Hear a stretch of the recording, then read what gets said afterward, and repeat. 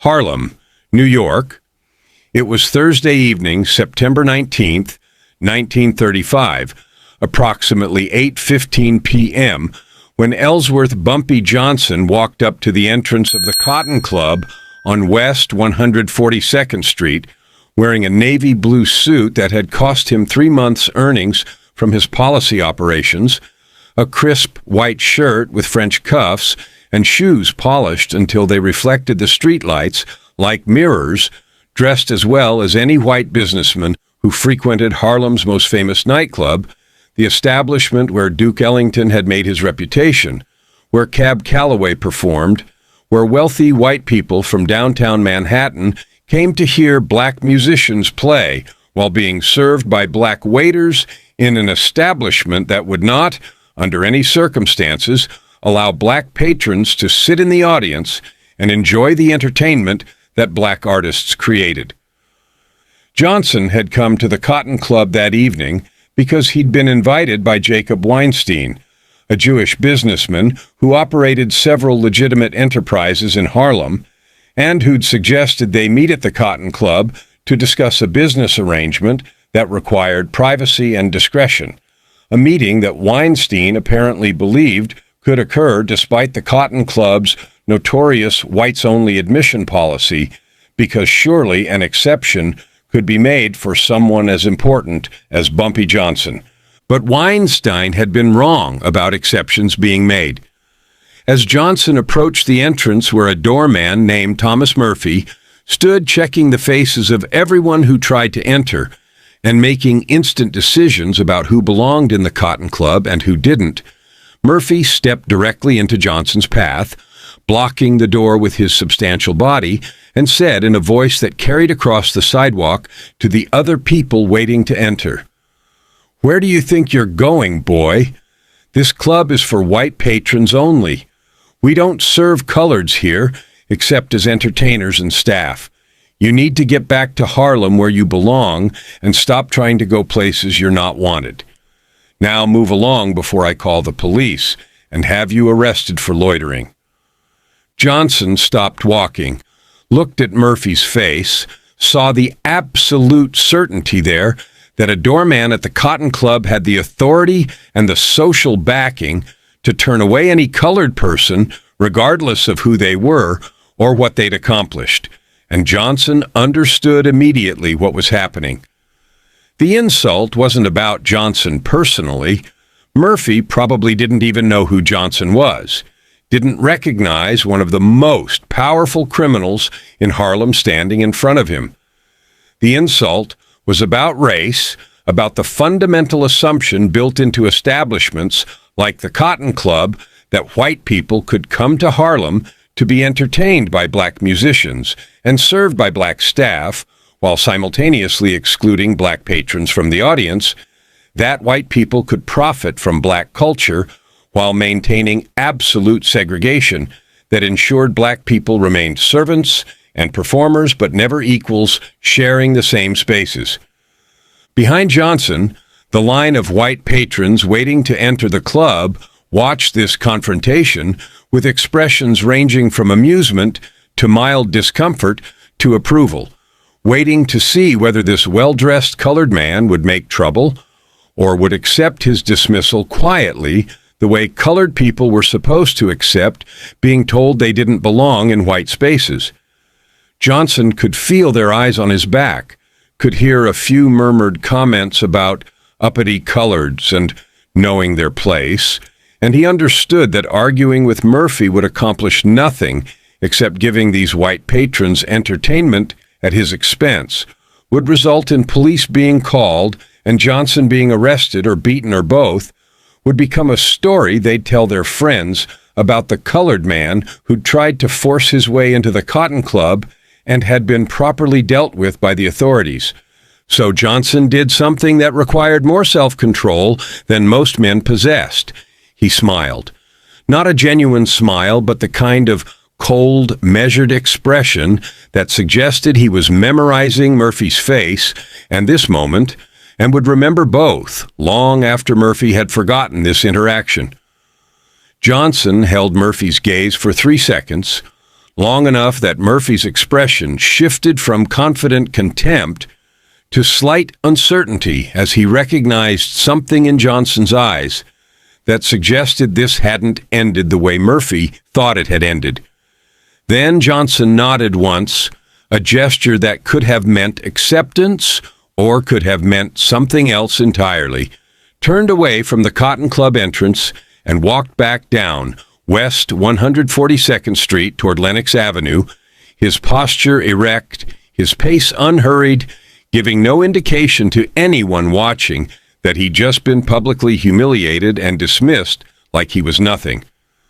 Johnson walked for approximately 15 minutes, walking through Harlem's evening streets without any particular destination, just walking to give himself time to think and to let his anger settle enough that he could think strategically rather than emotionally. He found himself standing outside the Savoy Ballroom on Lenox Avenue between 140 and 141 streets, watching colored patrons, working people, professionals, families, entering an establishment that welcomed them, that was owned and operated by black businessmen, that provided entertainment and social opportunities without the humiliation that came from trying to enter white establishments that treated black people as servants or criminals or both. And standing there watching people enter the Savoy, Johnson had a realization that would change not just his own thinking, but eventually would change the economic structure of Harlem's entertainment industry in ways that would echo for decades. The Cotton Club was in Harlem, on a Harlem street, employing Harlem musicians and Harlem staff, generating hundreds of thousands of dollars annually from white people who came to Harlem specifically to visit the Cotton Club. But despite being physically located in Harlem, and despite depending entirely on black talent and black labor, the Cotton Club was owned by white businessmen, operated according to white rules, and excluded the black community from participating as patrons. The establishment extracted wealth from Harlem, took the creativity of black musicians, the labor of black workers, the cultural cachet of being located in Harlem, while giving almost nothing back to the community except minimum wage employment for the musicians and staff it couldn't avoid hiring. What Johnson realized standing outside the Savoy was that this arrangement, white people owning establishments in Harlem that profited from black culture while excluding black patrons, existed only because black Harlem lacked the economic power and the organizational capacity to challenge it. The Cotton Club's owners assumed they could maintain their discriminatory policies indefinitely because what could black Harlem do about it?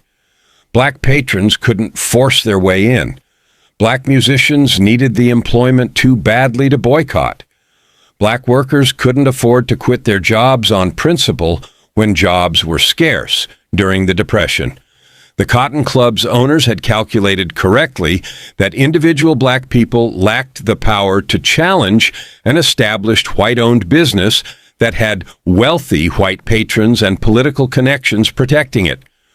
But what the Cotton Club's owners hadn't calculated, what they couldn't have anticipated, was that someone with Bumpy Johnson's resources and Bumpy Johnson's connections and Bumpy Johnson's willingness to use criminal methods for purposes beyond just making money might decide that being turned away from the Cotton Club's door was an insult that demanded a response not through violence, but through systematic economic warfare designed to make the Cotton Club's discriminatory policies so costly that the establishment either changed or failed.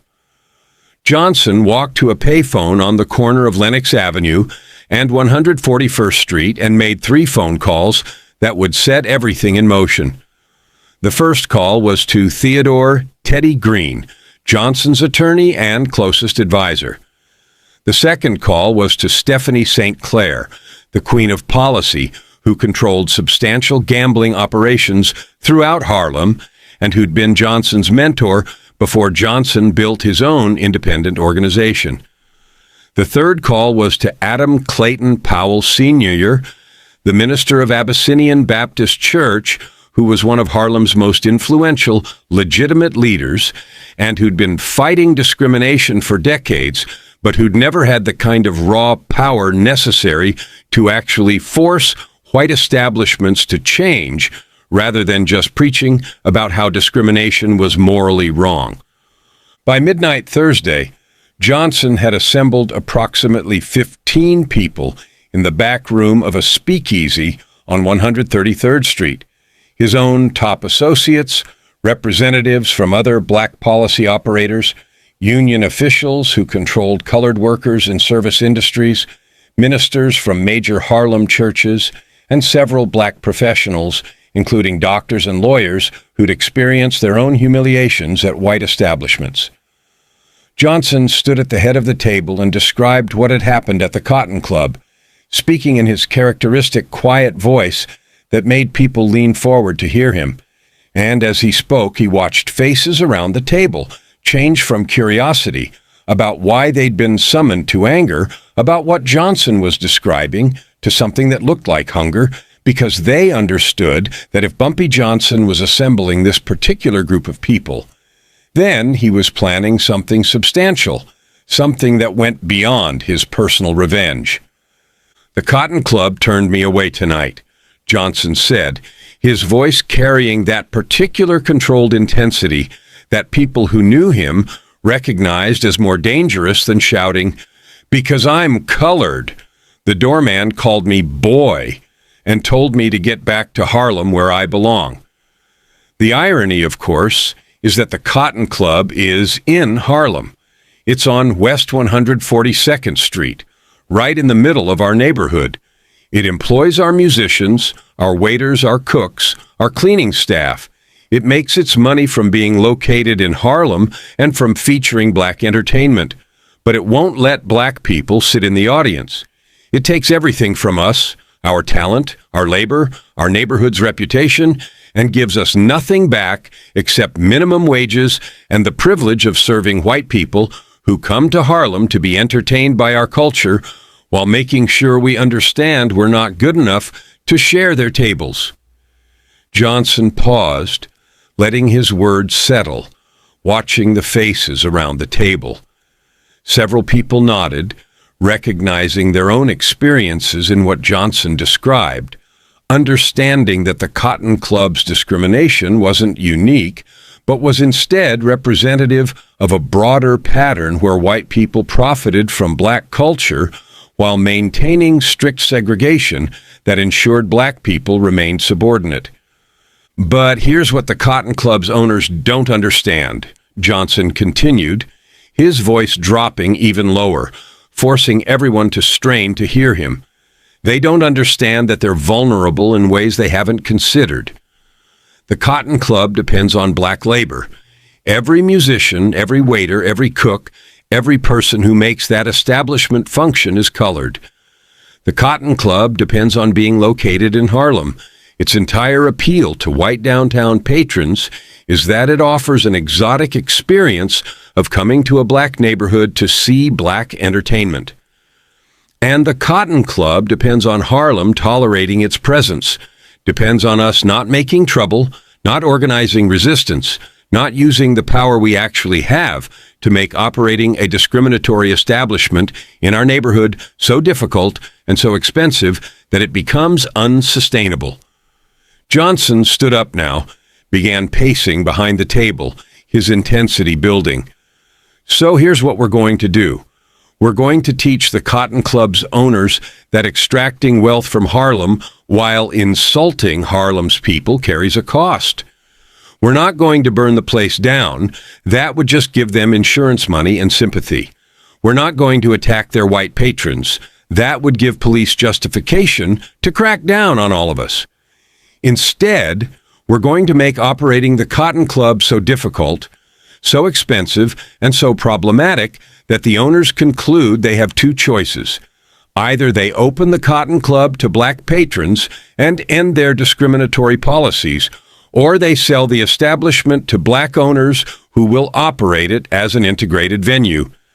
Either way, The current arrangement, white people profiting from black culture while excluding black people from participating as equals, ends. What followed was 2 hours of detailed planning as Johnson and the others developed a strategy that combined labor organizing, economic pressure, community mobilization, and the kind of subtle intimidation that criminals understood how to apply without triggering police response. The plan had multiple components that would be implemented simultaneously over the coming weeks. Labor organization. Every black employee of the Cotton Club would be contacted and asked to participate in coordinated action. Musicians would be asked to demand higher wages and better working conditions, threatening to strike if demands weren't met. Waiters and kitchen staff would be organized to slow down service subtly, making the Cotton Club's operations less efficient without doing anything so obvious that they could be fired for sabotage. The goal was to increase the Cotton Club's labor costs and reduce its service quality enough that white patrons began complaining and that operating profits declined. Supply disruptions. The Cotton Club depended on various suppliers for food, liquor, linens, and other essentials. Through Johnson's connections and through St. Clair's connections, these suppliers would be contacted and given a choice: stop doing business with the Cotton Club or face problems with their other Harlem customers. Since most suppliers did substantial business throughout Harlem, losing access to Harlem's broader market was more costly than losing the Cotton Club's business. The suppliers who agreed to stop servicing the Cotton Club would force the establishment to find alternative suppliers at higher costs and with less reliability. Community pressure. Harlem's churches and community organizations would begin public campaigns criticizing the Cotton Club's discriminatory policies, making it a subject of sermons and community meetings, creating social pressure that made the Cotton Club's racism explicit and public rather than unspoken and ignored. The goal wasn't necessarily to stop white patrons from visiting. White people would do what they wanted regardless of what Black Harlem thought, but to create enough public controversy that the Cotton Club's policies became indefensible and embarrassing. Political complications. Through connections with corrupt police and politicians, minor legal and regulatory problems would be created for the Cotton Club.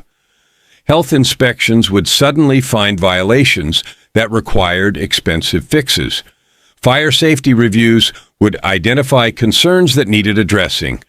Liquor license renewals would be delayed, creating uncertainty about whether the club could legally serve alcohol. None of these problems would shut down the Cotton Club, but collectively they would cost money and attention and would make operating the business more complicated. Economic competition. Johnson and St. Clair would invest in establishing or supporting alternative entertainment venues in Harlem that welcomed black patrons, venues that could compete with the Cotton Club by offering similar quality entertainment in integrated settings. If black musicians could earn comparable or better money performing at integrated venues, if black workers could find employment at establishments that didn't practice discrimination, then the Cotton Club would struggle to maintain the black talent and labor it depended on. The strategy was sophisticated and comprehensive, combining methods that ranged from completely legitimate labor organizing to barely legal intimidation, leveraging every form of power that Black Harlem possessed to challenge an establishment that had assumed Black Harlem was powerless.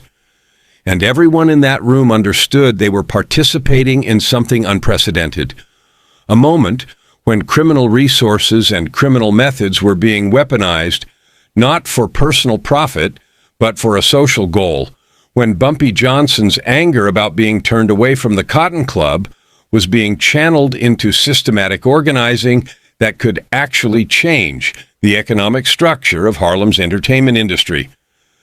The campaign against the Cotton Club began the following Monday, September 23, 1935, when Duke Ellington, who'd made his reputation performing at the Cotton Club and who remained the establishment's biggest draw, announced to the club's management that he was demanding a 50% increase in his band's compensation and improved working conditions, including better dressing rooms, meal provisions, and respect from management.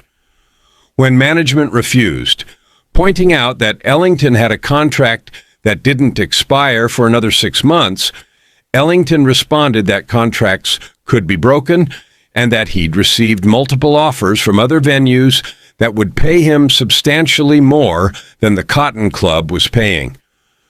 The threat was credible because Johnson and St. Clair had indeed contacted Ellington with offers to perform at alternative venues, and Ellington, who'd experienced his own humiliations from Cotton Club management over the years, was willing to leverage those offers to extract better terms or to leave entirely if better terms weren't provided. Simultaneously, problems began appearing throughout the Cotton Club's operations. Kitchen staff started working more slowly, claiming they were being careful about food preparation, but actually coordinating to reduce the number of meals they could prepare per hour, creating longer wait times for white patrons who weren't accustomed to waiting. Waiters began making small mistakes, delivering wrong orders, forgetting drinks, taking longer than necessary to bring checks. Not enough to justify firing anyone, but enough to create frustration among patrons who expected perfect service. Suppliers began experiencing problems delivering on schedule. Trucks broke down, orders were misfilled, deliveries that should have arrived Monday wouldn't show up until Wednesday, forcing the Cotton Club to scramble for alternatives and to pay premium prices for rush deliveries. By the second week, the Cotton Club's management was struggling with problems they couldn't quite identify the source of, but that were clearly costing money and affecting the customer experience. Duke Ellington was threatening to leave, which would devastate the club's ability to attract white patrons who came specifically to see him perform. Labor costs were increasing as they gave raises to key employees to prevent them from leaving. Supply costs were increasing as they paid premiums for reliable deliveries. And mysteriously, various regulatory agencies were suddenly finding problems that required expensive fixes. The health department wanted improvements to the kitchen. The fire department wanted additional exits installed. The Liquor License Authority was asking questions about whether the club's ownership structure complied with various regulations. The Cotton Club's owner, Oni Madden, a white gangster who'd built his fortune on bootlegging and who'd purchased the Cotton Club in 1923, understood that someone was organizing this pressure, that these problems weren't coincidental. Madden had connections to other white organized crime figures, had political influence, had resources that should have allowed him to identify and crush whoever was causing trouble. But when Madden reached out to his contacts asking for help identifying who was behind the Cotton Club's problems, he kept hearing the same name, Bumpy Johnson. And when Madden tried to use his mob connections to pressure Johnson into stopping whatever he was doing, Madden discovered that none of the white gangsters he knew were willing to intervene in a conflict between Madden and Johnson over what was essentially a racial issue in Harlem, an area where white gangsters had limited influence and where Johnson had built relationships that made him more powerful in Harlem than any outside figure could be. After 3 weeks of mounting problems and mounting costs, Madden received a message asking him to meet with Theodore Green, an attorney who represented various Harlem interests. Madden agreed, assuming this was an attempt to negotiate some kind of settlement, and on a Tuesday afternoon in mid-October 1935, Madden sat in Green's office listening to an explanation of exactly what was happening and exactly what would be required to make the problem stop. "Mr. Madden," Green said, speaking with careful precision, The operational difficulties you've been experiencing at the Cotton Club are the result of organized response to your establishment's policy of refusing to admit Negro patrons. The policy is offensive to Harlem's community, is particularly offensive given that your establishment is located in Harlem and depends entirely on black musicians and black staff, and is no longer acceptable to the people who make your business possible.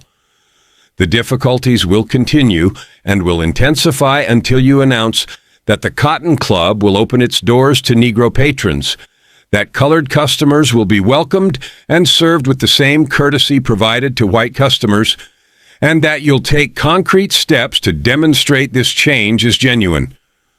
Madden, his face flushed with anger, responded harshly, "You're telling me that coloreds are sabotaging my business? That Bumpy Johnson is behind this? I can have that killed tomorrow. I've got connections throughout this city. You think some Harlem policy operator can threaten me?" Green's expression didn't change. "Mr. Madden, you're welcome to attempt retaliation against Mr. Johnson if you believe that's wise. But I should inform you that Mr. Johnson has anticipated that possibility and has taken precautions. If anything happens to Mr. Johnson, the campaign against your establishment will intensify rather than stopping, because Mr. Johnson has organized a coalition of people who will continue this pressure regardless of what happens to him personally. And more importantly, Mr. Madden, you should consider whether the Cotton Club is worth dying over, because if you attempt violence against Mr. Johnson will respond with violence against you, and you'll discover that you have less protection in Harlem than you believe you have." The threat was clear and was backed by reality that Madden understood once his anger cooled enough to think strategically. He could probably have Johnson killed if he committed sufficient resources to it, but doing so would trigger gang warfare that would cost more than the Cotton Club was worth, would bring attention from law enforcement that Madden wanted to avoid, and would solve nothing because the coalition Johnson had organized would continue pressuring the Cotton Club even after Johnson was dead. Madden was facing the same calculation that had defeated Dutch Schultz earlier that year when Schultz had tried to maintain control of Harlem against Johnson's resistance. That fighting Johnson in Harlem cost more than any possible benefit from winning. That Johnson had resources and community support that made him effectively unbeatable in his own territory. "What exactly are you demanding?" Madden finally asked, his voice controlled again, recognizing this was a negotiation rather than a situation he could solve through violence. Green pulled out a document he'd prepared, a proposed announcement that Madden would issue stating the Cotton Club would no longer refuse service based on race.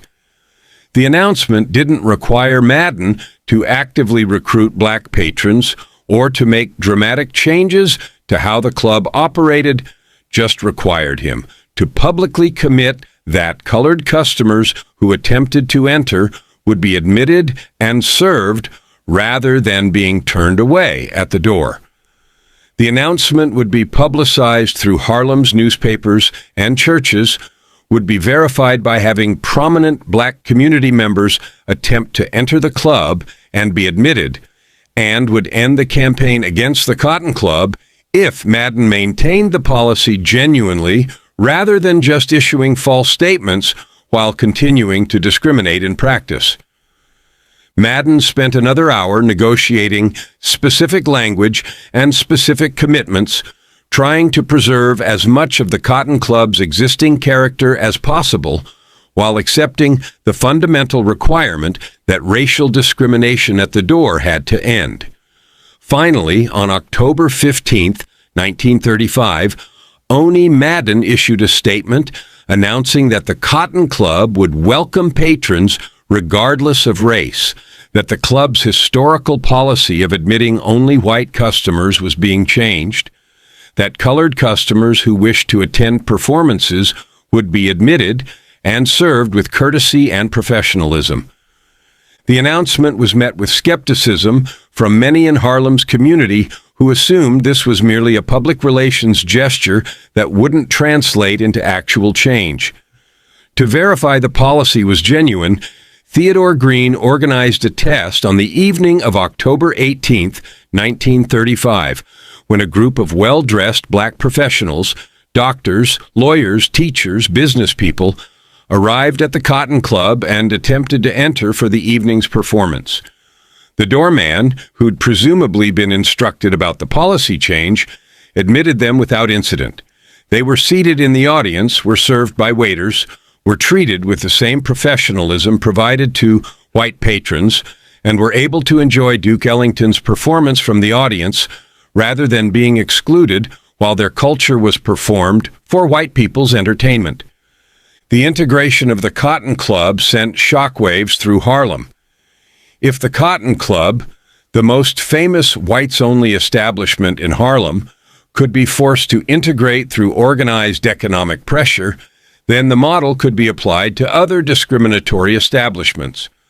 Over the following months, Johnson and his coalition applied similar pressure to other venues that practiced discrimination, gradually forcing integration throughout Harlem's entertainment industry.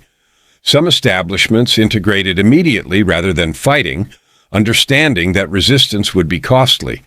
Others tried to resist, but discovered they faced the same mounting problems and mounting costs that had forced Madden to surrender.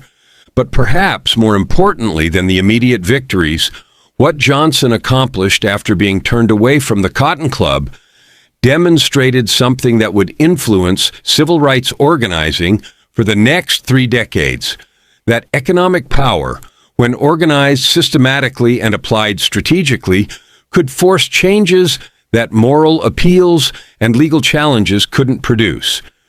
The methods Johnson pioneered, combining labor organization, supply disruptions, community mobilization, and targeted economic pressure into comprehensive campaigns against discriminatory establishments, would be studied and replicated by civil rights activists throughout the 1940s, 1950s, and 1960s as they worked to dismantle segregation across America.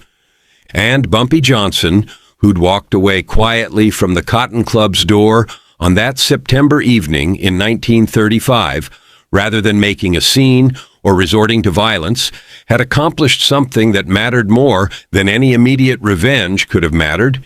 He demonstrated that being told, "Get back to Harlem, where you belong," could become the catalyst for taking control of Harlem's economic institutions, for forcing white-owned establishments to either integrate or leave, for proving that Black Harlem had power that white people had dismissed or ignored, and that power, when organized and applied strategically, could change the rules that had governed who belonged where and who had the right to exclude whom. The doorman who'd called Bumpy Johnson boy and told him to get back to Harlem probably never knew that his insult triggered everything that followed, probably continued working at the Cotton Club after it integrated, probably never understood that his casual racism had been the spark that ignited a systematic campaign to break down the barriers that people like him maintained through casual contempt delivered at doorways throughout the city.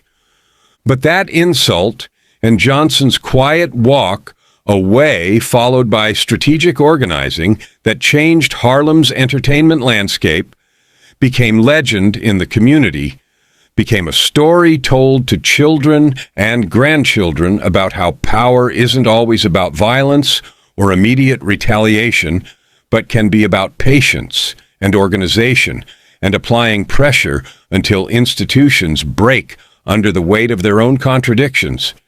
"You don't belong here, boy," were the words.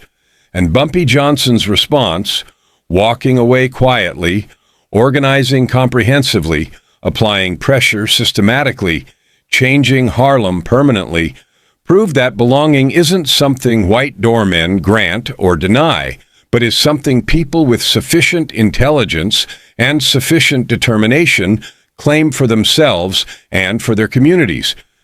That was the insult that changed Harlem.